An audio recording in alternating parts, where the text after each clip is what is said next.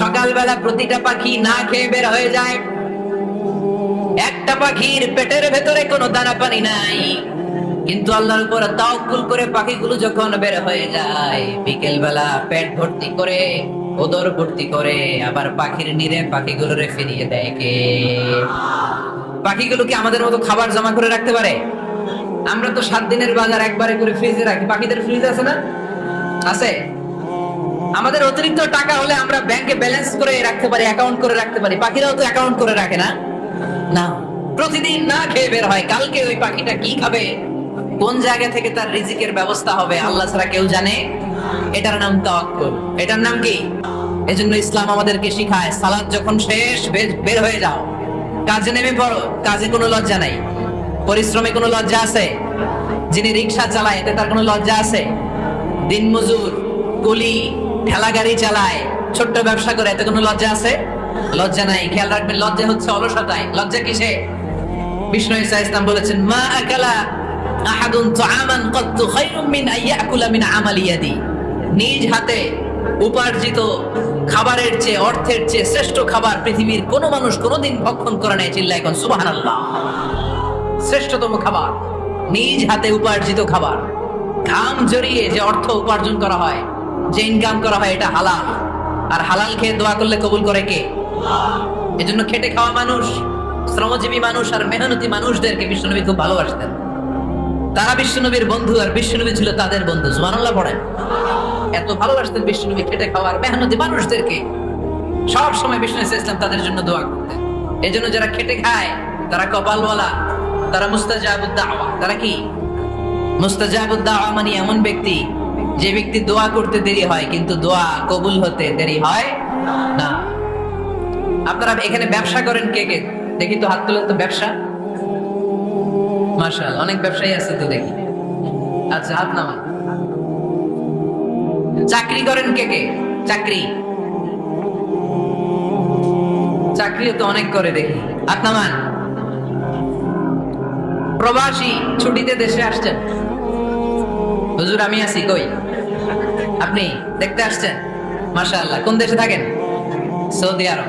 আলহামদুলিল্লাহ। সৌদিতে ভাল লাগে নাকি সৌদি স্বপ্নের দেশ, খাটতে খাটতে জীবন শেষ? ইনশাআল্লাহ। আচ্ছা, ইউনিভার্সিটির স্টুডেন্ট আছো কারা কারা দেখি? মাশাআল্লাহ। হাত নামাও।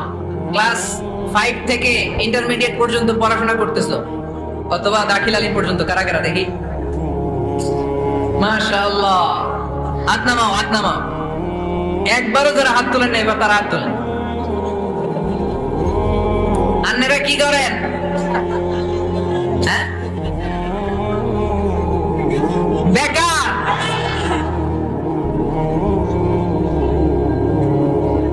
বাংলাদেশে চাকরির বাজার খুব মন্দা, ঠিক কিনা?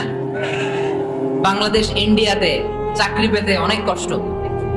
সামান্য একটা পদের জন্য যেখানে চেয়েছে ক্লাস 8 পাস, এখানে ডবল মাস্টার ডিগ্রি অ্যাপ্লাই করছে কয়েক লক্ষ। এজন্য আমাদেরকে উদ্যোক্তা হতে হবে। You have to be the entrepreneur. আমাদের উদ্যোক্তা দরকার, বেশি বেশি নতুন নতুন উদ্যোক্তা। নিজেই এমন আইডিয়া নিয়ে আসবে, যে আইডিয়া বিক্রি করে, দুর্দান্ত আইডিয়া দিয়ে তুমি পুরো দেশ কাঁপিয়ে দিতে পারো। পারা যাবে না লক্ষ্মীপুরের ছেলেরা? আইডিয়ার অনেক দাম। You have to generate new ideas. নতুন নতুন আইডিয়া এনে মানুষ গোটা বিশ্বকে তাক লাগিয়ে দিচ্ছে। এই যে গত কয়েক বছর আগে কারের একটা রাইড চালু হয়েছে, নাম হয়েছে উবার। কি নাম? ঢাকায় যারা চলাফেরা করেন তারা হয়তো চড়েছেন। উবারের নাম শুনছেন না? এই উবার কোম্পানি কি করে জানেন? নিজেদের ব্যবসা নাই, পুঁজি নাই, পাত্তি নাই, অফিস নাই, কিছু নাই, কোটি কোটি টাকা হাতায় নিচ্ছে। Just idea, just they are generating new ideas. নতুন নতুন আইডিয়া দিয়ে গোটা বিশ্ব কাঁপিয়ে নিয়েছে একটা মোবাইল অ্যাপস এর মাধ্যমে। কিসের মাধ্যমে? Mobile apps. একটা কোম্পানি খুলেছে, গোটা বিশ্বের সব প্রাইভেট কারওয়ালারা ওইখানে রেজিস্ট্রেশন করে, আপনি মোবাইলে কোথায় যাবেন, কোত্থেকে যাবেন লিখবেন, গাড়ি আপনার বাড়ির সামনে এসে হাজির। তার একটা পার্সেন্টেজ ওই উবার কোম্পানি পায়। ইউনাইটেড স্টেটস অফ আমেরিকার একটা স্টেট আছে সান ফ্রান্সিসকো, ওইখান থেকে শুরু করছে। 775টা সিটিতে ওদের অপারেশন আছে। বাংলাদেশে ঢাকাতেও আছে। আমি মালয়েশিয়াতে থাকি, ওখানেও আছে, ওখানেও আমরা চড়ি। প্রায় 63টা দেশে ওদের কাজ বাজ আছে। গত গত বছরে 2018 সালে ওদের প্রফিট ছিল, রেভিনিউ ছিল 11.27 billion US dollar, 11.27 US billion dollar. Just they are selling their ideas, নতুন নতুন আইডিয়া দিয়ে গোটা বিশ্বকাপ আছে। এই উবার যখন চালু হলো, আমি তখন মালয়েশিয়ায় শুনলাম বাংলাদেশে নতুন আরেকটা বাইরে হয়েছে, পাঠাও। কি নাম? এটা বোধহয় সারা বাংলাদেশ ব্যাপী হয় নাই, 3টা জায়গায়, সিলেটে, চট্টগ্রামে আর ঢাকায়। এরা আরো চালাক, বাংলাদেশের ছেলেপেলেদের মাথায় চিকন চিকন অনেক বুদ্ধি। এরা ভাবলো এই উবার দিয়ে আর আমরা কত আগাবো, আমাদের গাড়ি আরো ছোট করতে হবে। এরা মোটরসাইকেল রাইড দেওয়া শুরু করছে। জ্যামের শহর ঢাকা, চিপা চাপা দিয়া এরা আপনার নিয়ে জায়গা মতো পৌঁছায় দেবে। তো এই যে উবারের পরে আমাদের ছেলেরা বানাইলো পাঠাও। এরপরে কত কিছু বানাচ্ছে ছেলেপেলেরা, আমি তো এগুলো দেখে অবাক। রকমারি.com নাম শুনছো? বিক্রয়.com নাম শুনছো? ঘরে বসে বসে কোটি কোটি টাকা হাতিয়ে নিচ্ছে তারা। Just they are selling their ideas. যেহেতু আমাদের চাকরি কম, ওই চাকরির বাজারে আমরা লাইন দিতে চাই না। আমাদের মেধাকে খাটিয়ে খাটিয়ে আমরা নতুন তরুণ উদ্যোক্তা বানাতে চাই। চিল্লায় বলো ঠিক কিনা? উদ্যোক্তা যত বাড়বে ততই দেশের কল্যাণ হবে। মানুষ তাদের আইডিয়াকে কাজে লাগিয়ে গোটা বিশ্বকে তাক লাগিয়ে দিচ্ছে। আমরা আমাদের সমতল ভূমিতে চাষ করতে চাই না। মালয়েশিয়াতে একটা এলাকা আছে ক্যামেরুন হাইল্যান্ড, ওরা পাহাড়ের মধ্যে চাষাবাদ করে গোটা মালয়েশিয়ার খাদ্যদ্রব্যের অভাবকে মুক্ত করে দিয়েছে। পাহাড়ের মধ্যে ওখানে ফুলের বাগান, ক্যামেরুন হাইল্যান্ড প্রায় 6000 ফিট উঁচু, প্রচন্ড ঠান্ডা। এই ঠান্ডা পাহাড়ে হিল ট্রাক্টস এরিয়াতে মালয়েশিয়ার এই ক্যামেরুন হাইল্যান্ডে ওখানে আছে ফুলের বাগান, আছে ফলের বাগান, আছে চায়ের বাগান, ওখানে মধুর চাষ হয়, ওখানে শাকসবজি চাষ হয়, ওখানে অনেক কিছু চাষাবাদ হয়। ওই ফলমূল শাকসবজি দিয়ে গোটা মালয়েশিয়ার 14টা স্টেটে যত শাক সবজি ফলমূল লাগবে ওরা আঞ্জাম দেয়। আর আমরা আমাদের সমতল ভূমিতে চাষ করতে চাই না। আমরা চাষাবাদকে খুব লজ্জা মনে করি, এটা ভুল আইডিয়া। আমাদের যে এলাকা যেই জিনিসের জন্য বিখ্যাত ওইটাকে আমাদের ব্র্যান্ডিং করতে হবে। লক্ষ্মীপুর কিসের জন্য বিখ্যাত? নারিকেল সুপারি।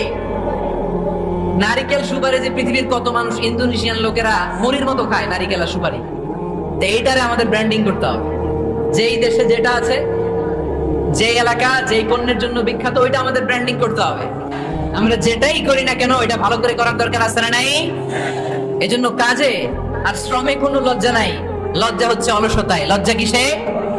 অলসতায়। বিষ্ণু ইসা ইসলামের কাছে এক সাহাবী এসে বলল, ইয়া রাসূলুল্লাহ আ'তিনি শাইআন, আপনি আমাকে কিছু দান করেন, আমার কিছুই নাই। বিষ্ণু বললেন, তোমার কিছু নাই? সাহাবী বললেন, ইয়া রাসূলুল্লাহ ঘরে আমার শুধু 2টি জিনিস আছে। কয়টা? চিল্লায় বলেন কয়টা? এক হচ্ছে একটা জামা, 2 হচ্ছে পানি খাওয়ার একটা জগ। বিষ্ণু বললেন এই 2টাই নিয়ে আসো। বিশ্বনবীর কথা শুনে ওই সাহাবী ঘর থেকে জামা নিয়ে আসলেন, পানি খাওয়ার জগ নিয়ে আসলেন। বিশ্বনবী সাল্লাল্লাহু আলাইহি ওয়াসাল্লাম ওনার মুবারক হাত দিয়ে এক হাতে জামা ধরে আরেক হাতে পানির জগটা ধরে সাহাবীদের দিকে উদ্দেশ্য করে বললেন, মাইয়াশতারি হাদাইন, এই 2টা জিনিস কেনার মতো কে কে আছে দেখি? কয়েকজন হাত তুললো। বিশ্বনবী বললেন, কত দিয়ে কিনবা? এক সাহাবী বলে, ইন্নী আশতারিহিমা বিদিরহাম, ও নবী যদিও এগুলো আমার দরকার নাই, কিন্তু আপনি যেহেতু নিলামে ডাক তুলেছেন, ইয়া রাসূলুল্লাহ ইয়া হাবিবাল্লাহ, আপনার সম্মানে আমি 1 দিরহাম দিয়ে 2টা জিনিস কিনে নেব। 1 দিরহাম, একটা জামা, একটা পানি খাওয়ার জগ, দাম কত? 1 দিরহাম। বিশ্বনবী বললেন, না না, 1 দিরহাম তো অনেক কম হয়ে যায়, মাইয়াজিদু আলা যালিক, এর চেয়ে বেশি দামে কে কিনবা? আরেক সাহাবী হাত তুলে বলতে লাগলেন, ইয়া রাসূলুল্লাহ ইয়া হাবিবাল্লাহ ওয়া ইন্নী আশতারিহিমা বিদিরহামাইন, আমি এই জামাটার পানি খাওয়ার জগটা 1 দিরহাম নয় 2 দিরহামের বিনিময়ে কিনতে চাই।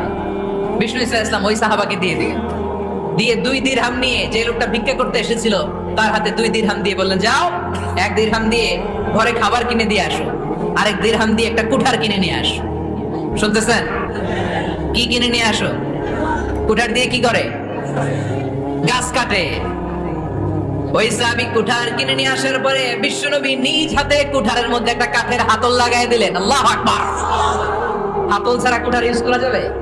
বিশ্বনবী নিজ হাতে ওই কুঠারের ভেতরে একটা হাতল লাগাই দিলেন আর বললেন, লা উরিদু আন আরাকা 15 আইয়াম, এই কুঠার নিয়ে জঙ্গলে যাও, গায়ে অনেক শক্তি আছে, কাঠ কাটো, এই কাঠ কেটে বাজারে বিক্রি করো, সামনের 15 দিন যেন আমি আমার চোখের সামনে তোমার না দেখি। বিশ্বনবীর পরামর্শ অনুযায়ী কুঠার নিয়ে ওই সাহাবী জঙ্গলে চলে গেলেন। কাঠ কেটে বাজারে বিক্রি করতে করতে 15 দিন পরে 10 দিরহাম নিয়ে বিশ্বনবীর দরবারে হাজির হয়ে গেলেন। 10 দিরহাম নিয়ে বিশ্বনবীর কাছে হাজির হয়ে গেলেন। সাহাবী এসে বলল, ইয়া রাসূলুল্লাহ, এখন আর আমার ভিক্ষা করা লাগে না, আমার গায়ে অনেক শক্তি আল্লাহ দিয়েছে, আই এম ভেরি এনার্জেটিক। আপনার দেয়া বরকতের কুঠার দিয়ে আমি কাঠ কেটে কেটে স্বাবলম্বী হতে শুরু করেছি। সুবহানাল্লাহ পড়েন। আমি এখন 10 দিরহামের মালিক। বিশ্বনবী বললেন, লা আইয়াহতাতিবা আহাদুকুম হুসমাতান আলা যাহরিহি খায়রুম মিন আইয়াসআলা শাইআন ফায়ু'তিয়াহু আও ইয়ামনা'হু। যাদের গায়ে শক্তি আছে তারা ভিক্ষা না করে কাঠ কেটে পিঠে সেই বোঝা নিয়ে বাজারে বিক্রি করা অনেক ভালো। কারণ কারো কাছে যদি তুমি হাত পাতো, সে দিতেও পারে, নাও দিতে পারে। আর কষ্ট করলে কষ্ট কোনোদিন বৃথা যায় না। চিল্লায় বলেন ঠিক কিনা?